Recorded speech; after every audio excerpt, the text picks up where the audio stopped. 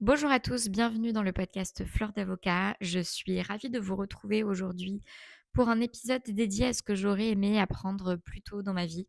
Plus tôt, ça veut dire globalement avant mes 28 ans pour une des deux compétences et 32 ans pour l'autre de ces compétences.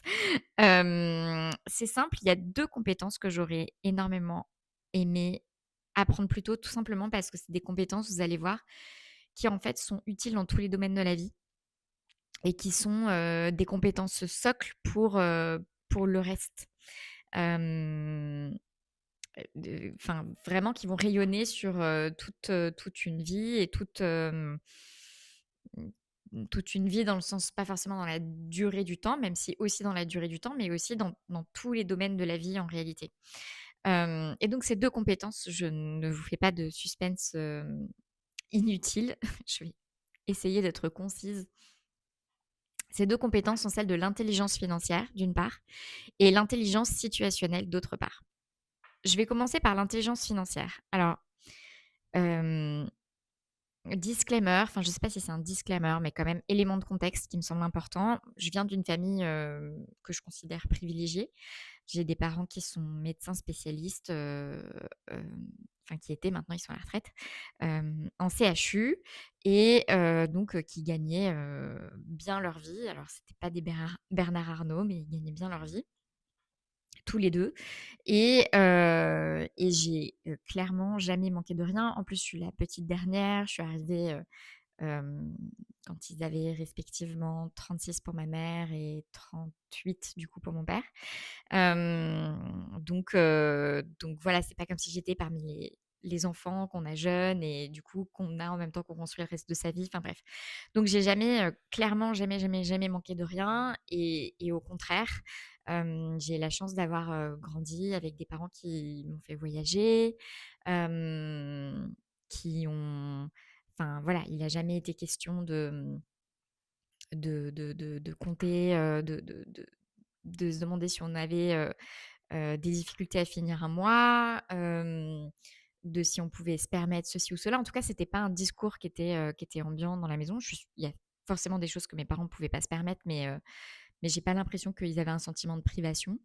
Aussi parce que mes parents sont quand même des gens assez simples et même s'ils aiment les beaux voyages, il y a pas de ils sont pas dans des recherches ou des attentes de luxe particulier. Hem Et donc ils ont aussi enfin voilà, j'ai de la chance, ils m'ont financé mes études. J'ai jamais eu à faire un petit travail, on dit petit travail, mais d'ailleurs pour certains, c'est pas un si petit travail que ça. Enfin, j'ai jamais eu besoin de travailler pour financer mes études. Hem, j Ce qui est évidemment une chance, incroyable. J'ai toujours eu de l'argent de poche, heu et de l'argent de poche, enfin, voilà, je pense assez généreux par rapport à ce que pouvaient avoir, certains amis. Donc clairement, je viens de ce milieu privilégié où en fait, j'étais justement, assez naïve par rapport à toutes ces questions. Le prix des choses, le coût des choses, ce que ça implique, hem, comme choix, comme effort, parce que, bah, enfin, très honnêtement, le confort de vie dont j'ai bénéficié est un peu tombé, tout seul dans mon assiette, quoi. C'est le côté «je suis née avec une cuillère, en argent dans la bouche» est une bonne expression, heu, même s'il y avait pour le coup une contrepartie, en tout cas quand je suis passée en études supérieures, il y avait une contrepartie quand même qui était assez tacite, mais quand même très claire sur le fait que, bah, la contrepartie, c'était que je sois une bonne étudiante et que j'ai des bonnes notes à l'école et que, j'ai mes années et que enfin bref, que ça roule du point de vue académique et j'ai toujours rempli cette part de contrat mais voilà et donc ça a été une chance parce qu'évidemment, c'est une chance de grandir dans une forme de naïveté, de pas avoir à se préoccuper de ça et d'ailleurs, je me souviens très bien donc parmi les choses formidables que mes parents m'ont permis de faire, jeunes, et bah, qui ont été un investissement financier de leur part, même si pour moi enfin, j'en avais pas forcément conscience à cette époque, c'est, des échanges à l'étranger. Je suis partie 3 fois avec, des associations dans des familles d'accueil et donc ça, c'est voilà, c'est un luxe. Et la première famille où je suis partie, c'était au Canada, j'avais 13 ans. Je pense que c'est d'ailleurs la première fois que j'ai eu un début de notion du fait que j'étais privilégiée parce que clairement, j'avais jamais vécu cette situation à la maison. C'était, donc dans une famille d'accueil au Canada et pour le coup, c'était une famille qui avait des petits moyens. C'était une mère célibataire et c'était une modalité d'échange avec, enfin, c'était un vrai échange dans le sens où, nous, en contrepartie, on recevait aussi étudiante, c'est pas le bon mot, mais une personne en échange à la maison, qui avait le même âge aussi, 13 ans. Et pour le coup, c'était une famille modeste et je me souviens très bien, d'un moment où on est allé, mettre de l'essence dans la voiture et elle ne pouvait mettre que 5 d'essence parce que, bah, elle avait pas les moyens de mettre plus, pour pouvoir terminer le mois. Heu et voilà, moi, chez moi, j'avoue, on a toujours fait des pleins, et la question s'est jamais posée, donc ça a été un peu une première graine, dans ma tête de ça. Mais au global, j'ai grandi de façon privilégiée. Pareil, un échange en Argentine que j'ai fait toujours dans une famille d'accueil. Alors là, c'est un contexte un peu particulier, mais je suis partie en Argentine en 2006 et vous savez peut-être ou pas que l'Argentine a subi une crise, économique, financière et monétaire majeure en 2001 avec, le pesos argentin qui était avant, indexé sur le dollar et cette indexation s'est terminée avec, plein de conséquences, économiques et socio-économiques que je serais incapable de vous décrire de façon technique. Mais ça a été un énorme traumatisme chez les Argentins. Ça a été un énorme traumatisme, de déclassement, de crise économique, d'inflation. Mais d'inflation, je veux dire, sans précédent. Je pense une inflation que nous, on ne connaît pas en France. Heu, donc voilà et là, je me souviens aussi d'avoir eu des échanges avec ma sœur d'accueil, donc une une fille de mon âge dans la famille où j'étais, accueillie qui me parlait de leur vie avant et donc c'était un milieu assez privilégié pour le coup parce que c'était 2 parents médecins comme les miens et donc voilà, mais elle me parlait de leur vie d'avant, de ce qu'ils avaient les moyens de faire, avant la crise, les voyages, le type de biens qu'ils pouvaient s'acheter, c'est bête, hein, mais les crèmes solaires de marque, les cosmétiques de marque, certaines, enfin voilà, bref et ça a été pareil, je pense, du coup, surtout par, mes expériences à l'étranger, le fait de pouvoir, être confrontée à ça, mais c'était pas non plus d'une façon assez directe pour que je me sente, enfin, ça m'impactait sans m'impacter, quoi. Donc voilà, donc je viens de ce milieu et ça a été évidemment une chance, je ne cesse de le répéter. Le point négatif de ça, c'est que du coup, c'est pas quelque chose que j'ai appris, à gérer un budget, à corréler, une somme d'argent disponible à un travail, à un effort, hem, ou si c'est pas un travail, un effort, un investissement, enfin bref, en tout cas, une action et un résultat. Hem et voilà, donc j'ai été très naïve là-dessus. Donc mais enfin, quand j'ai commencé à travailler, que ce soit mes gratifications de stage et mes derniers stages, c'était dans des belles structures, donc c'était des belles gratifications, enfin c'était l'équivalent d'un SMIC, quoi. Et puis ensuite, mes premières rétrocessions, pareil, j'étais dans des cabinets avec des belles rétrocessions, donc je veux dire, un début de carrière avec, une belle rémunération et en fait, je dépensais, enfin, je me posais pas du tout la question, de comment bien dépenser cet argent. La seule chose que j'avais retenue, c'est qu'il fallait provisionner 50 de ce qu'on gagnait parce que pour le coup, j'avais pas envie de. Enfin, j'avais retenu qu'il fallait provisionner 50 pour être tranquille et donc je provisionnais 50 pour être tranquille.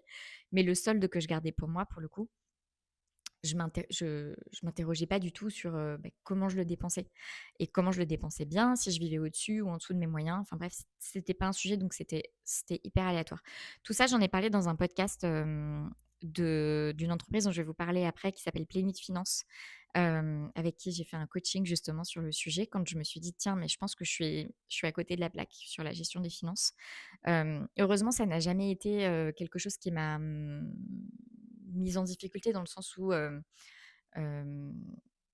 ben, enfin, je sais pas, je me suis jamais surendettée, enfin, heu, mais je pense que c'est parce que j'ai pas un comportement, enfin, j'ai pas une personnalité de quelqu'un d'extrême, mais quand même. Bref, tout ça pour dire que, ne me demandez pas comment, mais je suis tombée et ça a été le déclic sur le podcast et donc j'ai beaucoup de reconnaissance envers elle, pour l'existence de ce podcast et le fait qu'elle m'ait ouvert les yeux complètement sur tout ça.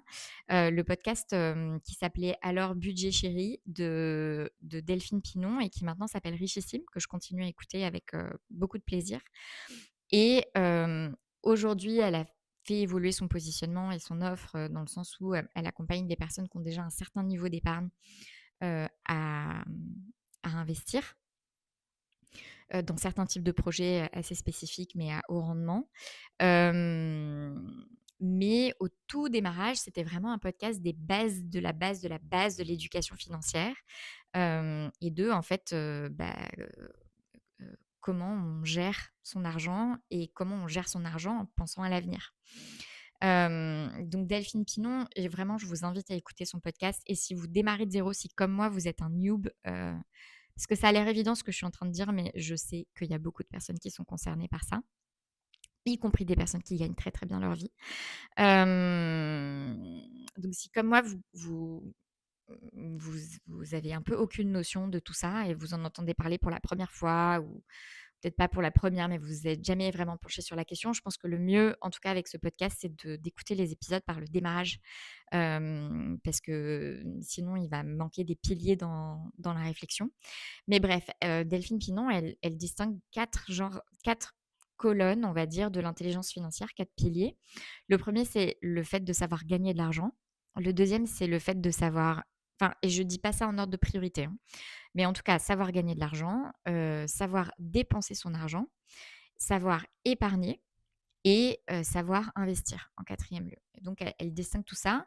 Moi aujourd'hui, je sais gagner de l'argent. Je sais pas gagner énormément d'argent, mais je sais gagner de l'argent.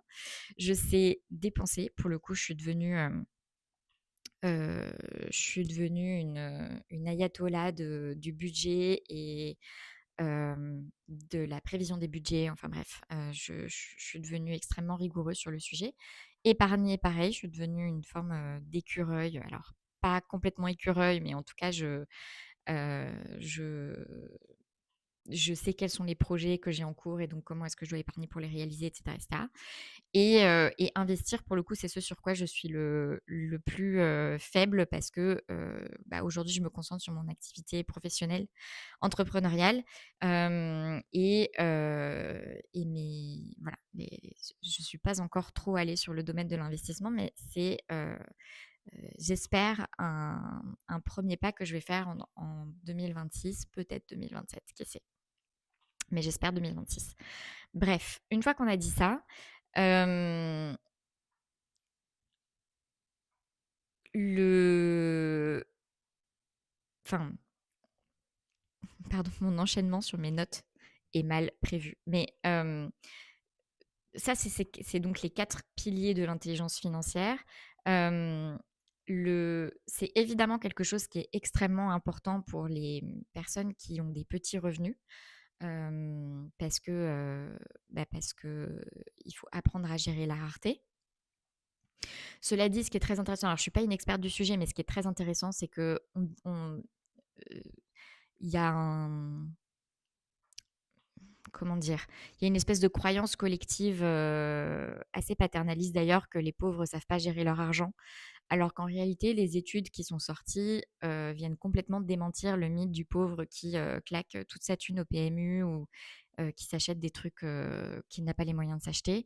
Et si on sort d'effets de tropisme, qui sont pas du tout majoritaires, le vrai problème des pauvres, c'est pas qu'ils savent pas gérer, c'est juste qu'ils ont pas assez, par rapport à, juste au coût de la vie normale. Et donc c'est plutôt en général des très bons gestionnaires justement parce qu'ils savent faire, d'une certaine façon, beaucoup avec pas grand-chose. Donc une fois qu'on a dit ça, mais encore une fois, je suis pas une experte du sujet. C'est évidemment un sujet qui est très important quand on a des petits revenus, heu, pour éviter l'endettement et pour, malgré les petits revenus, pouvoir, sécuriser, préparer son avenir, et faire les choses en conscience. Mais le sujet, et c'est moins connu, on en parle moins, en fait, concerne aussi énormément de personnes, qui ont des gros revenus. Ça, c'est quelque chose que Delphine Pinon et tous les experts, tous les conseillers en gestion de patrimoine et tous les experts patrimoniaux diront. En fait, il y a énormément de personnes qui sont complètement aux fraises sur, la gestion de leur argent, quand bien même elles ont beaucoup d'argent, justement parce qu'elles ont un sentiment de richesse et de ne pas être dans une situation où elles peuvent manquer ou être en difficulté demain, qui font que, hem, ça vient d'une certaine façon nuire à leur manière de gérer, leur argent.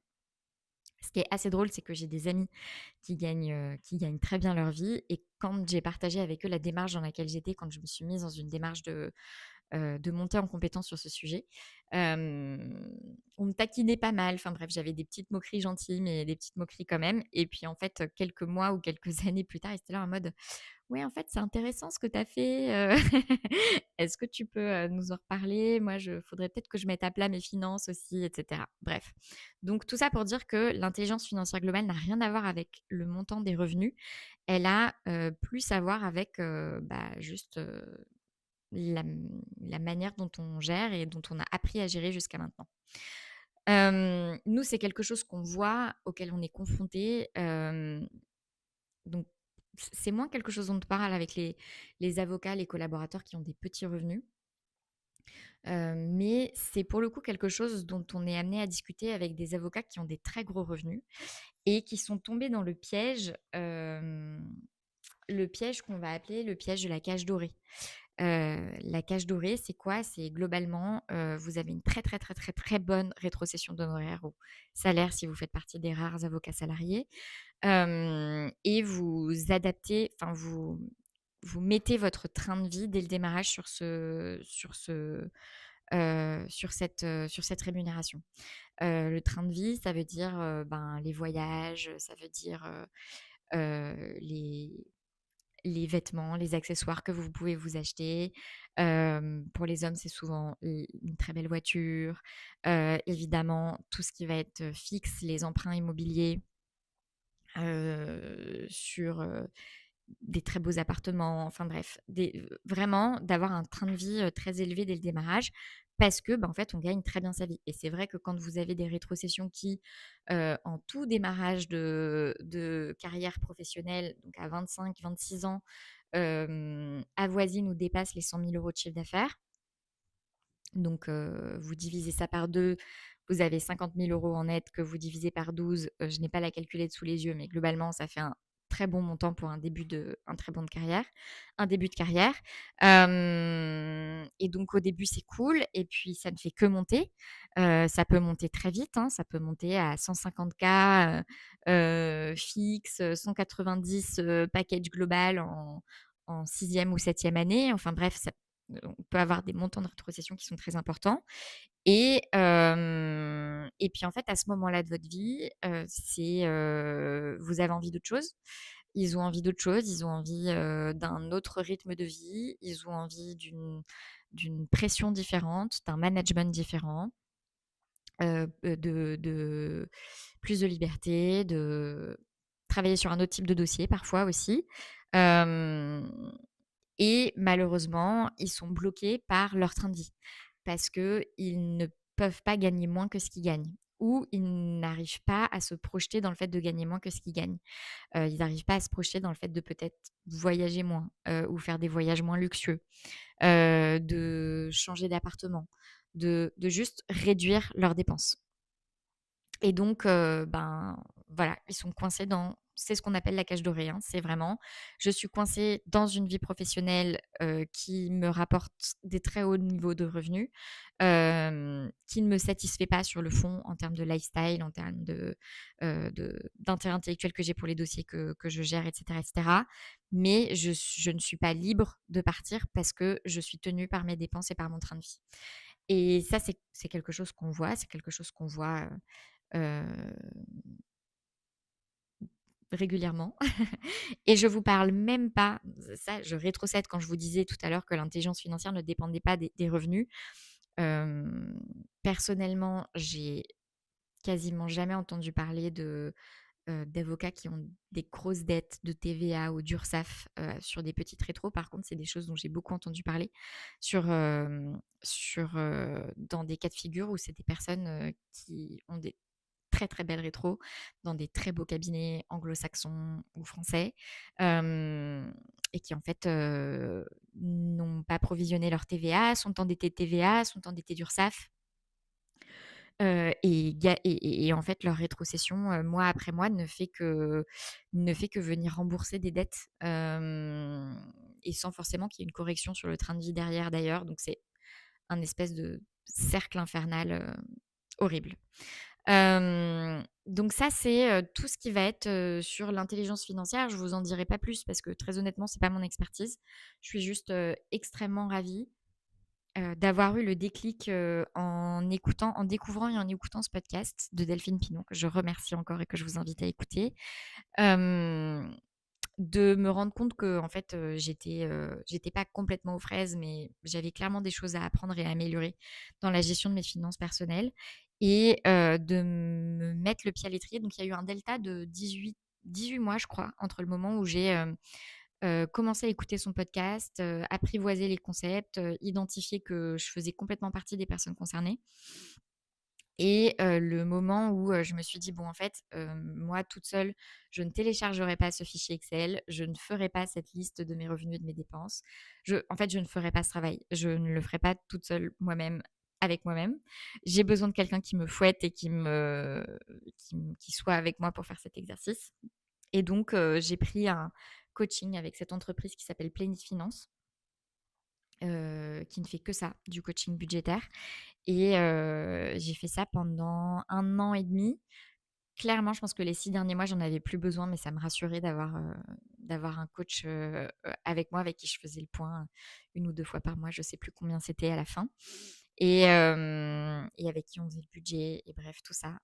Et ça a changé ma vie. Enfin, ça a changé ma vie. Ça a pas changé ma vie matériellement parlant, très honnêtement, mais ça m'a changé juste en termes de sérénité, de visibilité sur, combien je gagne, quels sont mes projets, combien je dois épargner pour financer mes projets, qu'est-ce que je peux me permettre de dépenser ce mois-ci, ou pas, de juste, n'avoir jamais aucun stress de découvert ou de quoi que ce soit parce que en fait, ben, j'ai juste tout est géré, tout est sous contrôle. Ça c'est, enfin ça a été un game changer, juste émotionnel, quoi. Et en réalité, j'imagine matériel aussi puisque, bah, ça a incidence sur comment je priorise, comment je suis au clair sur quoi est-ce que j'ai envie d'investir du temps, mais aussi de l'argent et sur quoi j'ai moins envie d'investir du temps et de l'argent. Et donc voilà, c'est pour ça que je dis, c'est une compétence qui vient rejaillir sur toute la vie parce que, ben, ça vient se poser, enfin, réfléchir, travailler son intelligence financière, et notamment sur la partie dépenses et investissements, ça vient, clairement impacter des réflexions sur, bah, du coup, où est-ce que j'alloue du temps et aussi où est-ce que j'alloue des finances? Qu'est-ce qui est important pour moi? Et cetera et cetera. Donc ça vient questionner des choses hyper, profondes et j'ai trouvé cet exercice hyper, intéressant et c'est évidemment quelque chose qui évolue, dans le temps. Donc je m'arrête là pour cette compétence. Encore une fois, je vous oriente vers le podcast de Delphine Pinon et je vous oriente vers, Plénitude Finance si vous avez besoin d'accompagnement. Je suis sûre qu'il y a d'autres personnes qui font, ce genre d'accompagnement. Moi, j'ai travaillé avec eux et j'ai trouvé le rapport qualité-prix vraiment excellent. Et j'ai trouvé que c'était très, très efficace. Donc voilà, j'ai récemment reçu un message d'une, d'une juriste aussi, qui m'a écrit, hem et qui m'a dit qu'elle avait écouté mon podcast, avec Plénitude Finance et qu'elle avait mûri le sujet, qu'elle avait décidé de se faire accompagner par eux également, et qu'elle me remerciait de les avoir fait découvrir. Donc j'espère que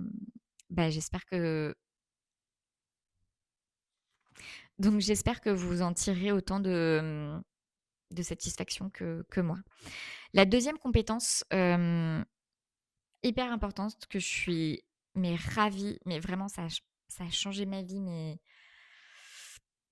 je sais même pas vous dire à quel point ça a changé ma vie. C'est, l'intelligence situationnelle et ça a été mon illumination intellectuelle, illumination, révélation, utilisez le mot que vous voulez, mais révélation intellectuelle de 2019. 2019, je quitte la profession d'avocat et je m'inscris donc le bilan de compétences, que je réalise à cette époque m'oriente vers les ressources humaines et comme, je n'avais rien en lien avec les ressources humaines et que, je me disais qu'il fallait que j'ai un diplôme parce que pour le coup, moi, je viens d'un milieu où quand on veut faire quelque chose, il faut un diplôme dans ce quelque chose. Hem Et bien, je me suis inscrite, j'ai été prise et je me suis inscrite à un master exécutif à Sciences Po en stratégie RH. Et dans le cadre de ce master exécutif et donc ça coûte un bras, hein. À l'époque, ça m'avait coûté 23 000 € que j'avais financé, en fait, c'est tombé l'année où ma grand-mère est décédée et j'ai hérité d'un peu d'argent de la part de ma grand-mère et j'ai financé ce master avec cet argent-là. Bref, et donc typiquement, je ne sais pas si j'aurais financé ce master, enfin, je ne sais pas si j'aurais fait ce master ou si j'aurais utilisé cet argent de cette façon, si j'avais, c'est une bonne question. On peut pas refaire, si j'avais déjà eu, ma révélation sur l'intelligence financière. Mais ça, c'est encore un autre sujet. Mais je dis ça, mais je pense vraiment que ces 23 000 € valaient le coup rien que pour ces 3 jours de cours par Henri Bergeron, qui est un prof de sociologie des organisations à Sciences Po. C'est dire, hein, qui nous a fait une introduction à ce qu'on appelle l'approche systémique. Hem Et c'est l'approche systémique, en fait, c'est ça, c'est l'intelligence situationnelle. Et enfin, vraiment, ça a été une révélation pour moi, sur juste comment fonctionnent les relations humaines, comment fonctionnent les, organisations, hem, juste comment fonctionne la vie, quoi, parce que c'est la structure de tout. Je sais pas comment vous dire, c'est comme dans Matrix, pilule rouge, pilule bleue. Ça fait très longtemps que j'ai pas vu Matrix. Mais une fois que vous mangez la pilule, vous voyez et vous êtes en mode: «Ah ouais!» Et clairement, je voyais pas avant ça. Je voyais pas et ça me posait, des problèmes de, déjà de pas investir mon énergie au bon endroit, soit de me battre contre des moulins à vent, très sérieusement, soit de pas voir aussi, les mines d'or que j'avais à ma disposition. Hem Et je vous parle pas que d'argent, je vous parle d'opportunités en général. Et hem et voilà, ça a changé ma vie. Donc globalement, l'intelligence situationnelle, c'est ça, c'est comment fonctionnent les relations humaines et les organisations, comment fonctionnent les jeux de pouvoir, l'influence, quels sont les ingrédients structurels qui sont là derrière les jeux de pouvoir, les jeux d'influence, derrière la réussite, mais aussi derrière l'échec et qui en fait n'ont rien à voir avec les qualités intrinsèques d'une personne. Et ça, c'est hyper important. C'est de sortir d'une lecture purement individualiste et psychologique d'une situation. «Ah mais oui, mais untel est comme ceci parce que, elle est colérique, elle est je sais pas quoi» ou «il». Hem Parce qu'il a tel trait de personnalité, parce qu'il a tel, d'aller vers une analyse beaucoup plus contextuelle et beaucoup plus globale des choses qui, très honnêtement, rétrospectivement, explique bien mieux les choses que des aspects de pure psychologie individuelle. Le contexte, c'est quand même, une un ingrédient énorme dans la réussite d'un gâteau, quoi. Donc en fait, cette histoire d'ingénierie situationnelle, d'intelligence situationnelle, c'est vraiment une question d'ingénierie des relations humaines. C'est-à-dire que moi, je vois ça comme, des briques et des rouages et des cordes, C'est vraiment des matériaux de construction de derrière, la structuration des relations humaines, à la fois individuelles, c'est-à-dire entre 2 personnes, mais à la fois de façon beaucoup plus structurelle au sein d'organisations au global. Et on peut dézoomer, dézoomer, dézoomer, hein. On peut penser au sein d'une entreprise, mais on peut penser au sein d'un réseau d'entreprises, comme on peut penser, au niveau étatique, comme on peut penser au niveau macroéconomique et géopolitique. Donc en réalité, ça dépend du zoom qu'on prend, mais en tout cas, toute situation, de la plus micro à la plus macro, répond à ces mêmes concepts et principes. Je vous ferai une vidéo sur cette introduction et que la moelle de la moelle que j'en ai retirée de ces 3 jours de formation avec Henri Bergeron et qui, globalement, aujourd'hui, constitue mon premier prisme d'analyse des choses. C'est-à-dire que quand on me décrit une situation, je, je, je fais ce schéma. Le schéma que Henri Bergeron nous a appris à faire euh, lors de ce cours, en fait, je fais ce schéma, quelle que soit la situation qu'on me présente. Et c'est extrêmement éclairant et c'est aussi éclairant sur les solutions derrière pour débunker des problèmes, mais pour créer de l'emphase sur une situation de réussite ou de positif. Donc ça marche dans les deux sens, à la fois pour accentuer le positif et aussi pour sortir de situations bloquantes ou problématiques. Donc voilà, voyez vraiment ça comme de l'ingénierie des relations humaines. Ça a changé ma vie. Alors, figurez-vous que c'est quelque chose, je pense que j'avais déjà suivi ce cours. Est-ce que j'avais déjà suivi ce cours ou est-ce que je l'ai suivi peu après et donc ça a fait énormément écho? Mais j'ai un podcast avec une des premières, enfin, c'est dans les 50 ou 100 premières interviews du podcast Fleur d'avocat, l'interview de l'avocate Caroline Dio, euh, qui, je crois, est associée chez Fidal. Je ne crois pas qu'elle ait bougé depuis, mais elle était associée chez Fidal depuis et elle l'est toujours depuis, je crois, qui expliquait comment est-ce qu'elle avait découvert l'approche systémique, le coaching systémique, elle s'y était formée et à quel point ça avait changé sa vie aussi. C'est une super interview au-delà de ce propos, donc que je vous invite à écouter. Mais je me suis 1000 fois reconnue dans, dans pourquoi ça a été un game changer pour elle. Et voilà, et ça peut être un super game changer pour vous. Donc globalement, l'intelligence situationnelle, c'est d'arriver à bien comprendre qu'est-ce qui a de l'importance, où sont les opportunités, et donc comment est-ce qu'on investit son énergie intelligemment. Où sont les blocages structurels contre lesquels se battre va être épuisant inutilement, ou en tout cas avec des chances de succès qui seront très faibles. Comment gagner en pouvoir, comment gagner en liberté, mais de façon très concrète et opérationnelle. Comment bien s'adapter aussi. Comment est-ce que, qu'est-ce que s'adapter veut dire?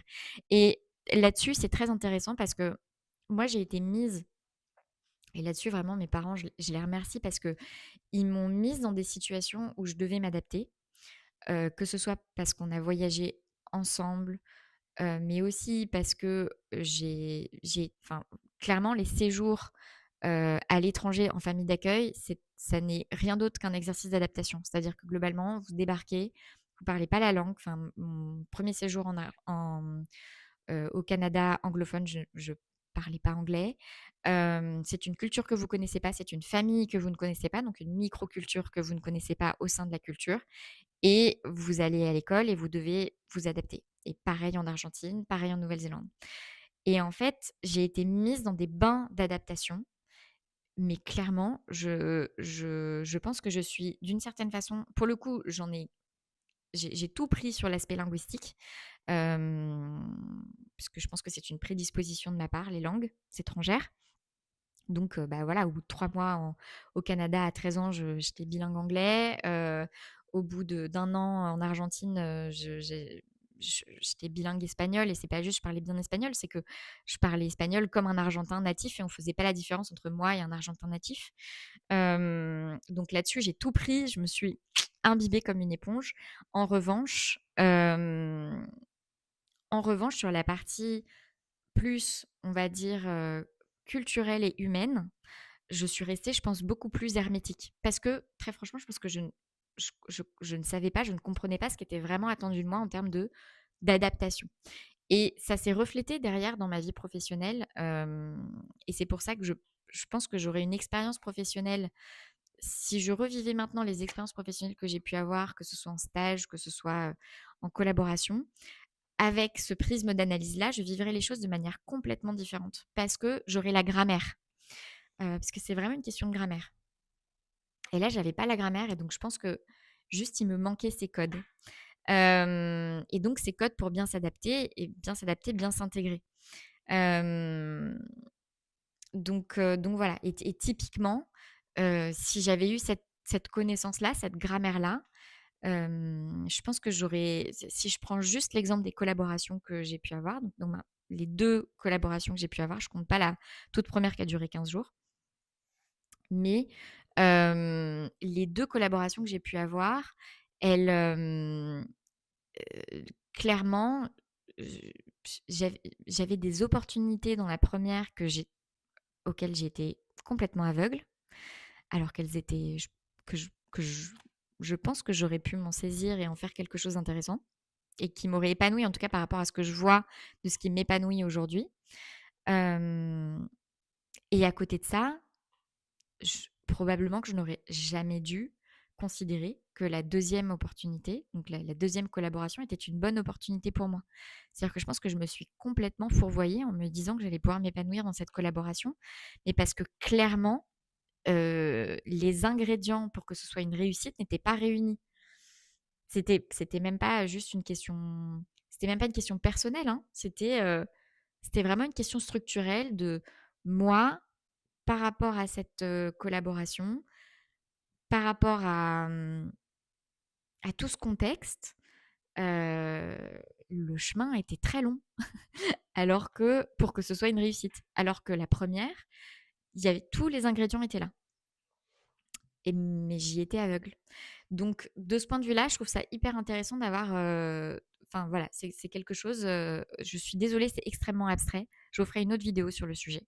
Hem, mais hem Mais j'espère quand même vous amener de la curiosité sur le sujet.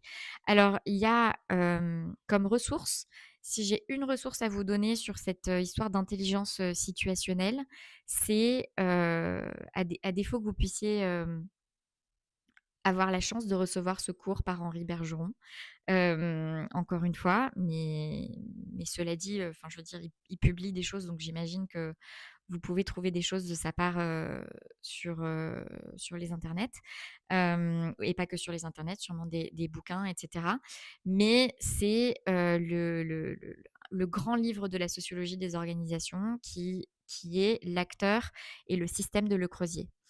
Hem, d'ailleurs, je ne sais pas s'il est encore édité, mais qui se trouve. Et vous pouvez aussi vous renseigner à partir des mots-clés «approche systémique», et en quoi ça consiste. J'imagine qu'il y a aussi des tutos sur YouTube, des choses, des machins, mais voilà.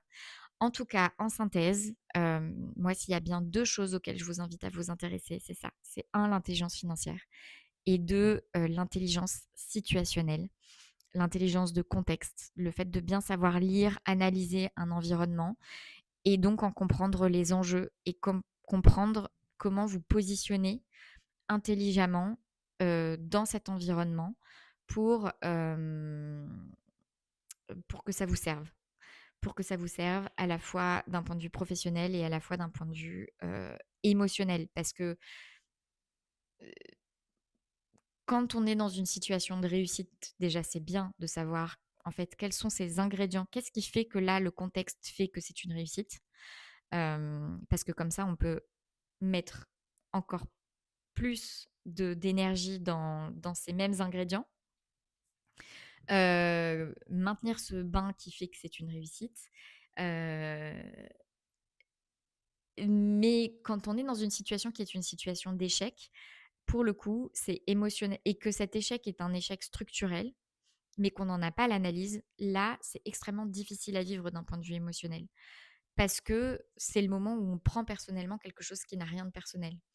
C'est le moment où on se dit: «Mais en fait, il y a un problème avec moi et le problème, il est pas avec la personne, il est avec la personne dans ce contexte. Hem et du coup, ça dégonfle l'ego, mais dans un bon sens. C'est-à-dire que ça ça ça relativise la responsabilité personnelle. C'est pas ce que je veux dire parce qu'en réalité, une fois qu'on fait cette analyse, la responsabilité personnelle revient sur le devant de la scène de se dire: «OK, du coup, comment est-ce que je change ce contexte? Qu'est-ce que je peux changer dans ce contexte pour que ça se passe mieux? Est-ce que je dois changer de contexte? Est-ce que et du coup, comment je m'y prends pour pouvoir changer de contexte?» et cetera et cetera. Donc ça n'est pas pour dire que ça enlève la responsabilité personnelle, loin de là. Moi, au contraire, ça m'a permis de beaucoup mieux me saisir de ma responsabilité personnelle.